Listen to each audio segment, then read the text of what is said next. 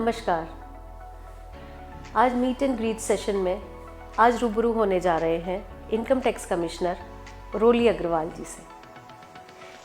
वो 1991 बैच की IRS officer हैं और बहुत सारे पदों पर काम कर चुके हैं। उनकी स्कूलिंग दून स्कूल से वेलम दून स्कूल से हुई है। कॉलेज उन्हें दिल्ली LSR और DU कॉलेज से किया है। आर्ट, कल्चर, बुक्स, म्यूज़िक में उनकी रुचि हम सबको पता ही है।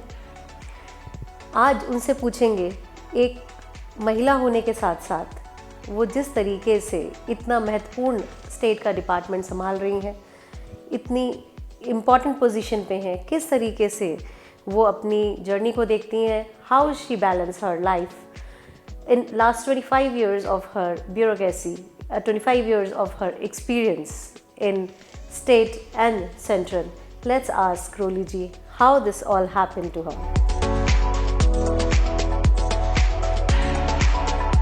आपका बहुत बहुत स्वागत है 40 Women Pink की तरफ से।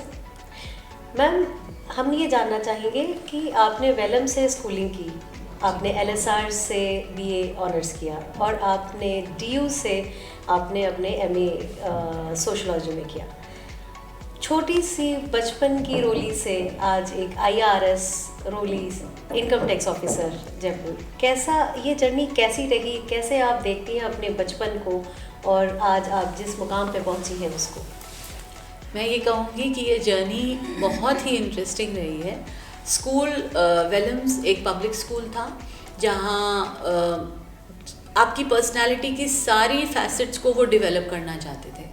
तो पढ़ाई में फॉर्चुनेटली मैं अच्छी थी, पर उसके साथ साथ एक्स्ट्रा करिकुलर एक्टिविटीज़ पे भी उनका पूरा फोकस था। और म्यूज़िक है या ड्रामेटिक्स है, डिबेट है, स्पोर्ट्स है। स्पोर्ट्स से कभी कभी मैं भाग जाती थी ज़रूर, लेकिन उनका एफ़र्ट था स्कूल का पूरा हमारा हर फैसेट डेवलप करने का। जैसे एक डायमंड होता है, आपको पता है, तो उसके हर फैसेट को वो पॉलिश करना चाहते थे। And then I was lucky enough कि लेडी श्री राम कॉलेज था या जवाहरलाल नेहरू यूनिवर्सिटी थी Delhi, and all the institutions were wonderful. And I would say that of course services मेरा गोल रहा था हमेशा से। UPSC मेरा गोल था और रेवेन्यू सर्विस मेरे लिए एक आई वुड से कि बहुत ही फेवर्ड सर्विस थी, क्योंकि मेरे फादर भी इसी सर्विस में थे। और मेरा ड्रीम था, जैसे हर बच्चे का होता है, कि अपने फादर की तरह बनना है मुझे। एंड आई थिंक वो ड्रीम और मेरे पेरेंट्स की इंस्पिरेशन और आई वुड से पूरी फैमिली की मोटिवेशन हैज़ बीन वंडरफुल। वो मुझे यहाँ तक खींच के ले आया है। और ऑफ कोर्स रास्ते में खूब चैलेंजेस आए हैं और हर तरह के प्रॉब्लम्स भी आए हैं, जैसे कि हम सब की लाइफ में आते हैं। लेकिन मुझे लगता है वो और भी वो उसने जर्नी को इंटरेस्टिंग बना दिया है, क्योंकि कोई भी चीज़ आसानी से मिल जाती है तो हमें उसकी वैल्यू रियलाइज़ नहीं होती। And I think it has been a truly wonderful journey. बहुत खूब मैम। हम लोग आपसे जानना चाहेंगे कि जिस तरीके से आपने यहाँ तक आप पहुँची हैं, आपको डेफिनेटली बहुत सारी मुश्किलें भी आई होंगी और बहुत सारे आपके नाम पे अवार्ड्स और आपके रिकॉग्निशंस भी हैं। लेकिन मैम, जो रूटीन होता है एक विमेन, नॉर्मल विमेन और एक ब्यूरोक्रेटिक विमेंस की लाइफ का, हम आपसे वो जानना चाहेंगे, कैसे आपकी दिनचर्या शुरू होती है, किस तरीके से आप आगे बढ़ती हैं?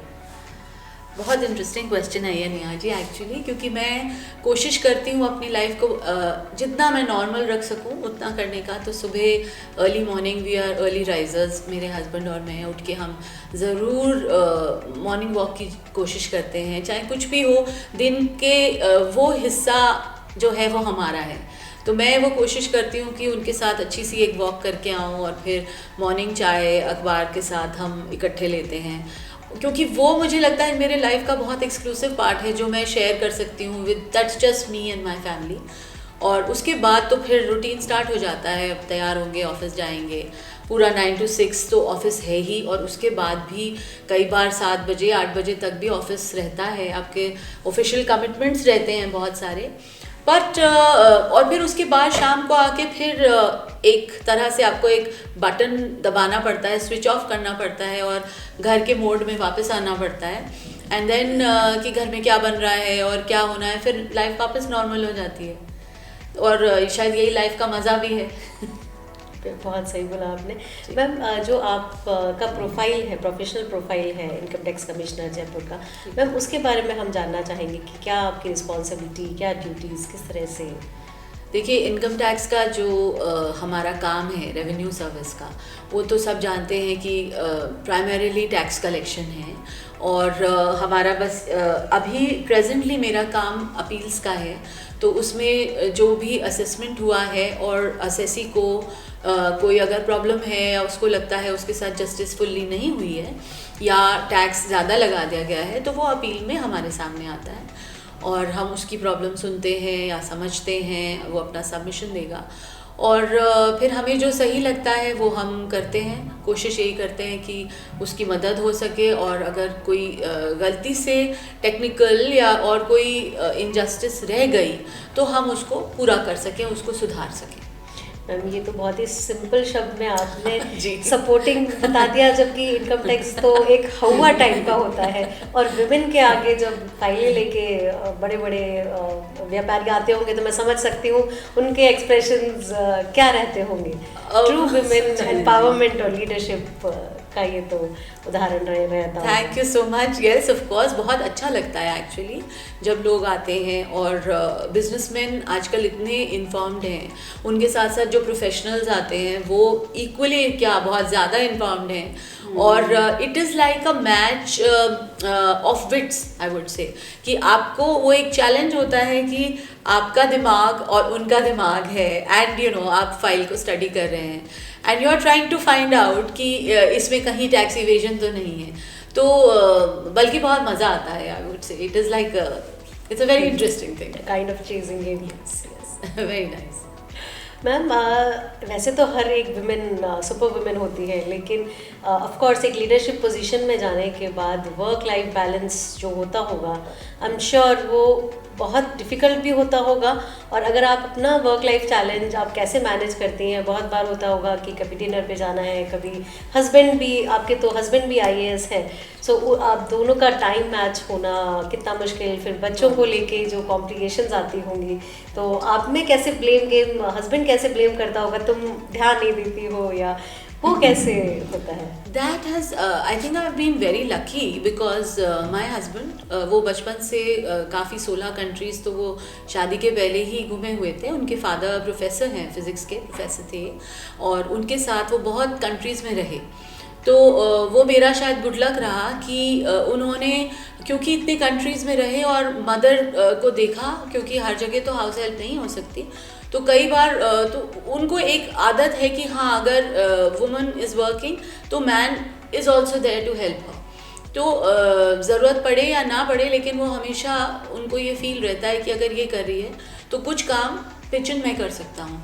May be we are lucky कि हमें वो फिज़िकली इतना नहीं करना पड़ता, लेकिन एक मेंटल आउटलुक जो है कि अगर बच्चों को कुछ चाहिए या कहीं ड्रॉप करना है तो उनकी भी उतनी एफ़र्ट रहती है जितनी मेरी रही है। और आई थिंक हम दोनों की साइड से एक एफ़र्ट रहता है कि मैक्सिमम हम कर दें, तो उसमें कभी ब्लेम गेम का मतलब नहीं होता, बिकॉज मुझे मालूम है कि मेरे बिना कहे वो अपनी मैक्सिमम एफ़र्ट कर रहे हैं और उनको भी ये पता है, तो दोनों बल्कि एक दूसरे को हेल्प करने की कोशिश करते हैं कि मैं कर देती हूँ ये काम या ही थिंक्स मैं कर देता हूँ, तो somehow we worked out life balance. जबकि हम दोनों बहुत ही ऑपोजिट हैं nature wise, but and my children say कि बहुत ही मतलब पोल्स अपार्ट हैं दोनों का। स्पॉन्टेनियस रिस्पॉन्स, वो इंजीनियर हैं और मुझे आर्ट और म्यूज़िक पसंद है, उनके शौक बिल्कुल अलग हैं उनको और मेरी, उनकी हमारी बुक्स तक में बहुत डिफरेंस है, you know, but the fact is that I feel that हमारा एक बेसिक सिमिलैरिटी है जो मेरा ये बैलेंस बनाने में हमेशा हेल्पफुल रहा है और बच्चों ने भी उससे बहुत कुछ सीखा है एंड आई होप कि आगे सीखेंगे और आगे बढ़ेंगे सही दिशा में। अलका जी, बहुत खूब आपने जिस तरह से क्रेडिट दिया कि फैमिली सपोर्ट और main behind your success, yes, और इतना म्यूचुअली इतनी सारी चीज़ें हैंडल करना और चैलेंजिंग है आपके साथ, डिपार्टमेंट भी संभालना, घर भी, और इतना बखूबी, इतना easily you are handling everything. तो मैंने सुना आप पोइट भी हैं, सिंगिंग भी करती हैं, तो इस तरह की एक रोली जिस तरह से एक स्ट्रेस होता है, तो आपको लगता है कि कुछ जो आपकी आर्ट है वो है उसके लिए आप टाइम नहीं दे पा रहे हैं, तो उसमें किस तरह से आप कोप अप कर पाते हैं? That is a very good question, क्योंकि ये मेरा हमेशा से एफर्ट रहा है कि सर्विस में आने के बावजूद मैं अपने आप को ना खो दूँ।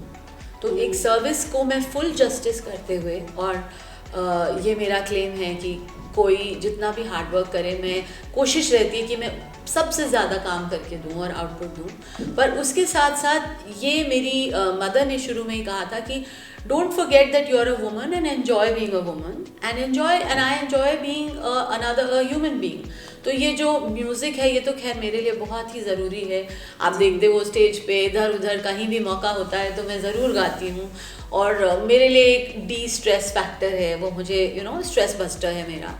आई लव म्यूज़िक, और मैं उसके लिए कहीं से वीकेंड पे टाइम निकालती हूँ। चाहे मैं तैयार होते वक्त म्यूज़िक लगा दूँगी, या मैं कार में कहीं जा रही हूँ तो मैं म्यूज़िक लगा दूँगी। उस तरह से मैं टाइम निकालने की कोशिश करती हूँ। और पोएट्री एक चीज़ है जो मेरे स्पॉन्टेनियसली आता है। It may be very serious poetry when I am emotional, and it may be funny poetry, जैसे कभी डाइट पे हैं। तो एक बार मैंने डाइट पे पोएट्री लिखी और मेरी फ्रेंड्स पढ़ के उसको हंस हंस के पागल हो गए कि क्या तुमने इस पे लिखा है। तो poetry is something which just happens to me, वो मुझे कोई एफर्ट नहीं करना पड़ता उसके लिए। So I think that is, I am so lucky कि कुछ मेरे शौक तो है कम से कम ज़िंदगी में। रियली। आप इनकम टैक्स डिपार्टमेंट के अलावा और कौन कौन से डिपार्टमेंट या पद पे आप रहे, और क्या फेवरेट प्रोफाइल रहा आपका जहाँ पे आपको लगा कि आपने अपने मन से चीज़ें एक्सपेरिमेंट की? क्या profile? Of course with in the department मैं तो ये कहूँगी कि मैं बहुत सारे जगह पे रही हूँ और बहुत सारे पोस्टिंग्स अलग अलग किस्म की हैंडल करी। वो इसलिए भी कि मेरे हस्बैंड क्योंकि IAS में हैं और उनके साथ बहुत छोटी छोटी जगह रहने का भी मौका मिला। तो जैसे छोटे जगह पे गए, जैसे हम भरतपुर में थे, तो मैं, जबकि मैं डेप्यूटी कमिश्नर थी उस वक्त, लेकिन I was the head of office, क्योंकि मैं सीनियर मोस्ट थी। तो चाहे वो झंडारोहण करना है, चाहे कोई सीनियर विजिटर आ रहा है उनको रिसीव करना है, कोई भी चीज़ डिसाइड करनी है हमें इनकम टैक्स के बारे में, वो सब मेरी जिम्मेदारी थी। और फिर मैं बड़ी जगह पे, बहुत बड़ी जगह में तो दिल्ली जैसी जगह में कई साल रही, जहाँ पे ऑफ कोर्स मैं नाम तो नहीं लूँगी, पर बहुत बड़े बड़े असेसीज देश के जो थे उनको असेस किया, बहुत बड़ी बड़ी कंपनीज़ को असेस किया, कई नई बातें सीखी। बहुत कुछ सीखने को मिलता है जब आप बड़े शहर में जाते हो। और ह्यूमन रिसोर्सेज का हैंडलिंग जो है वो छोटी जगह में अलग एक होता है स्टाइल, बड़ी जगह में अलग एक स्टाइल होता है। तो मैं ये कहूँगी कि दोनों छोटी और बड़ी जगहों का और हर किस्म की पोस्टिंग का, जैसे कभी सिस्टम्स में थे तो कंप्यूटर्स पे फोकस था, IT-AT थे, एक एपेलेट ट्राइब्यूनल है तो वहाँ पे बहस करना सीखा, और आपके अगेंस्ट बेस्ट वकील आ रहे हैं, बेस्ट चार्टर्ड अकाउंटेंट्स आ रहे हैं, आप उनके अगेंस्ट अपना आर्ग्यूमेंट रख रहे हैं, आप अपील्स यहाँ हैंडल कर रहे हो, आप असेसमेंट कर रहे हो। तो कई तरह तरह की इन्वेस्टिगेशन है, आपको सर्वे में जाना है, तो बहुत कुछ सीखने को मिलता है। और हर जगह का, हर पद का अपना एक अलग ही मज़ा है। और इनफैक्ट चेंजेस जैसे अभी भी आए हैं, अब आपको फेसलेस हो गया है। एक बार तो बहुत मुश्किल आई होगी, क्योंकि जब आप पर्सनली सबसे इंटरेक्ट कर रहे थे तो आप उनकी प्रॉब्लम समझते थे, आपको फाइल्स का पता था, इतने टाइम से वो आपसे मिलने आ रहे थे। लेकिन just now things have changed, एकदम से पेंडेमिक आ गया, उसके बाद में अब बिल्कुल आपको फेसलेस हो गया, आपको पता नहीं है, चीज़ें आ रही है, तो वो भी डिफ़िकल्ट तो हुआ ही है। आपने उसमें किस तरह से? मेरा ये मानना है कि जब भी कोई चेंज आता है सिस्टम में, तो एक बार तो प्रॉब्लम्स नहीं तो अड़चनें आती हैं, या कुछ नई चीज़ तरह से आपको अप्रोच करना पड़ता है। लेकिन जब उसके पीछे इंटेंशन अच्छी होती है तो मुझे लगता है कि कुछ ना कुछ अच्छा निकल के आता है। और ऑफ कोर्स हम अभी शुरू कर रहे हैं इसको, तो अलग तरह की चीज़ें निकल के आ रही हैं और हम भी उससे सीख रहे हैं। Every day my staff and I, we are learning new things, my other officers are learning new things. तो मुझे लगता है at the end of it हम कहीं नए मुकाम पे पहुँचेंगे और बहुत सही चीज़ निकल के आए शायद, क्योंकि इंटेंशन जो है देश की वो ये है कि कम से कम परेशानी हो लोगों को इनकम टैक्स में। वही बात हो गई, आपदा में अवसर वाली बात हो गई। मेरा दूसरा सवाल है आपसे कि एज अ फीमेल आप, क्योंकि इस इतने बड़े पद पे हैं, तो मेल के साथ में कैसे उनको एज अ बॉस क्या वो एक्सेप्ट कर पाते हैं? क्या कहीं आपको लगता है कि कुछ उनके साथ एडजस्टमेंट करने में कि मैं बात कर रही हूँ तो as a male female boss होना कुछ चैलेंजिंग या परेशानी? ये सही क्वेश्चन है, बट समहाउ क्योंकि मेरी अपब्रिंगिंग ऐसी रही तो मैंने कभी डिफ्रेंशिएट नहीं करा कि ये फीमेल है या मेल है।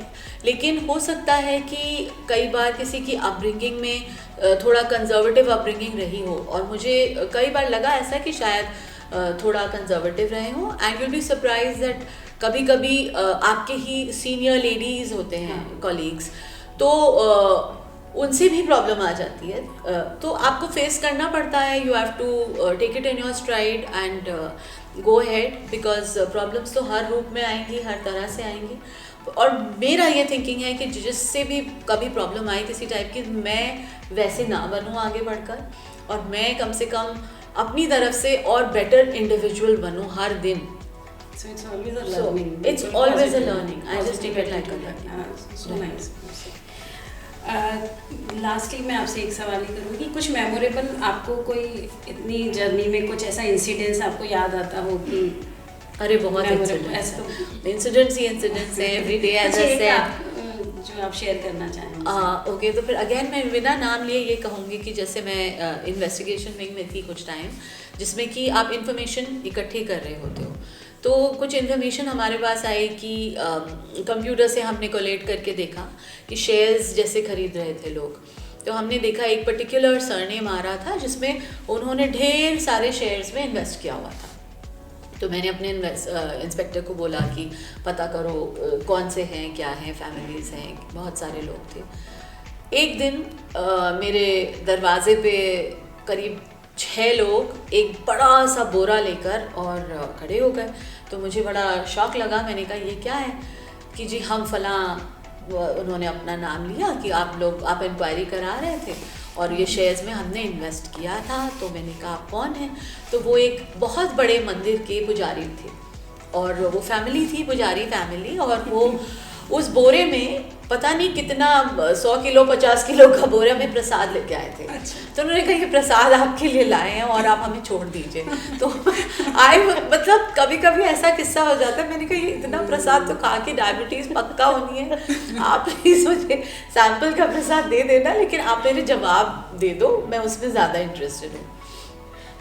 तो ऐसे कभी एक मतलब किस्से तो बहुत सारे किस्से हैं, अब मैं आपको क्या क्या किस्से सुनाऊँ उसमें, but I think that was one of the interesting. एक बार और हुआ था, मैंने किसी को बुलाया था, उसका बयान ले रहे थे हम, तो उसने जो भी किया हुआ था काम, तो बयान लेते लेते वो बहुत ही रईस इंसान थे और बहुत ही लगता है दिलदार इंसान रहे होंगे, क्योंकि वो बयान देते देते 1 मिनट में उन्होंने अपने जेब से चेकबुक निकाली और ब्लैंक चेक। फिर मुझसे कहते हैं, गंगानगर के थे वो, तो कहते हैं जी आप तो बोल लो कितना टैक्स देना है। तो मैंने कहा, मुझे शौक लगा, ऐसे तो कोई नहीं कहता हमसे। तो मैंने कहा आप तो बोलो कितना टैक्स देना है और मैं तो साइन करता हूँ ब्लैंक चेक। तो मैंने एक वाइल्ड सी फिगर सोची कि इनकम टैक्स का भला हो जाए, but the thing is that ऐसे भी दिलदार लोग आते हैं। तो ये कुछ इंटरेस्टिंग किस्से हैं, बहुत किस्से तो कभी और बैठेंगे तो बहुत सारे कहानियाँ हैं।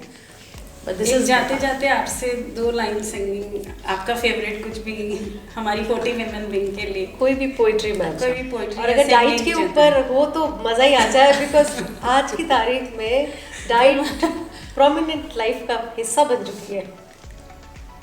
मैं ऐसे करती हूँ, अभी तो आपको पोइट्री तो है ही, गज़ल है फरीदा खानम की, तो 2 लाइन क्योंकि आप लोग जा रहे हो तो आप लोग के लिए गा देती हूँ, और पोइट्री किसी और दिन, नहीं तो मुझे निकाल के अपने फ़ोन से बताती हूँ। तो मैं अभी आपको 2 लाइन गज़ल की सुनाऊँगी। आज जाने की जिद ना करो, आज जाने की जिद ना करो, यूं ही पहलू में बैठे रहो, यूं ही पहलू में बैठे रहो, आज जाने की जिद ना करो, हाय मर जाएंगे हम तो लुट जाएंगे, ऐसी बातें किया ना करो,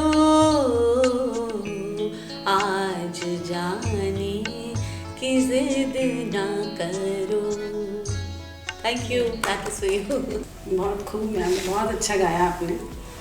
सो ये थी हमारे साथ IRS मिसेस रोली अग्रवाल। रोली जी, आपसे मिलके मज़ा आ गया, बहुत इंस्पिरेशन मिली। You are an inspiring personality for all 40 women wing.